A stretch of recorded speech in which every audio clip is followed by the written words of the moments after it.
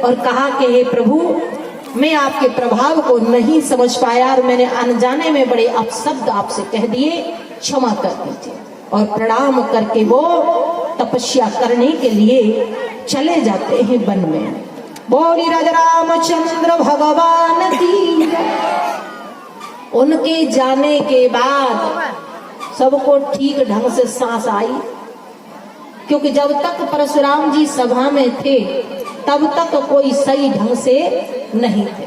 उनके जाने के बाद सबके मुख पर प्रसन्नता की लहर जाग उठी और विवाह की पुनः तैयारियां होना प्रारंभ हो गई। तो जनक जी ने विश्वामित्र जी से कहा कि अब आप बताइए कि अब हमें क्या करना चाहिए।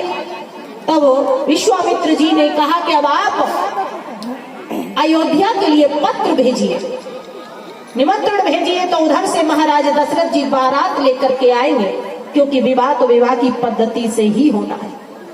पत्र भेजा, दूत लेकर के पहुंचे हैं अवध में।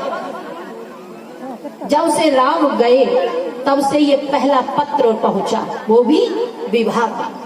तो सभी बड़े प्रसन्न हुए और बारात की तैयारियां होना प्रारंभ हो गई। बहुत सुंदर बारात सजी। ये पहला विवाह ऐसा होगा कि बारात बाद में गई और दूल्हा पहले पहुंचा। ये पहला विवाह, नहीं तो बारात और दूल्हा संग ही संग जाते। लेकिन राम जी के विवाह में राम जी पहले पहुंचे और बारात बाद में।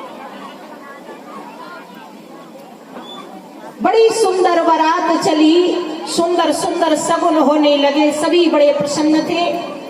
इधर महाराज जनक जी ने बारात के स्वागत सत्कार के लिए रास्ते में जगह जगह पड़ाव डलवा दिए, जगह जगह कि जरा सी देर भी अगर बारात विश्राम करे तो जलपान ग्रहण करे, भूख प्यास हो तो नाश्ता पानी की भी व्यवस्था हो गई।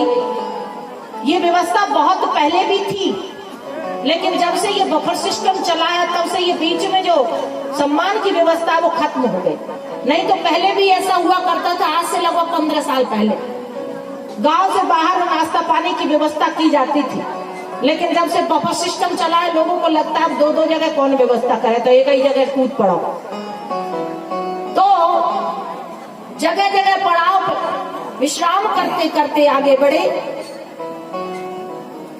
सुंदर व्यवस्था देख करके महाराज जनक जी की ऐसी सुंदर व्यवस्था देख करके महाराज दशरथ जी बड़े प्रसन्न हुए।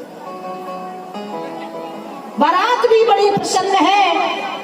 और जब जनवासे में पहुंचे तो अपने अपने रहने की जब व्यवस्था देखी तो सभी बाराती आनंद में मग्न हो गए। महाराज जनक जी आए, बड़ा आदर सत्कार किया सभी का। दशरथ जी जनक जी आपस में मिले, साथ में भरत और शत्रुघ्न भी पधारे। इधर राम जी को विश्वामित्र जी को मालूम हुआ कि बारात आ चुकी है, तो राम लक्ष्मण विश्वामित्र जी के साथ में महाराज दशरथ जी के पास जनवासे में आए। अब राम जी आ गए तब बारात पूरी हो गई, क्योंकि अभी तक बारात बिना दूल्हा की थी। तो चारों राजकुमार एक पंक्ति में खड़े हैं। तो महाराज जनक जी ने चारों को जब एक साथ देखा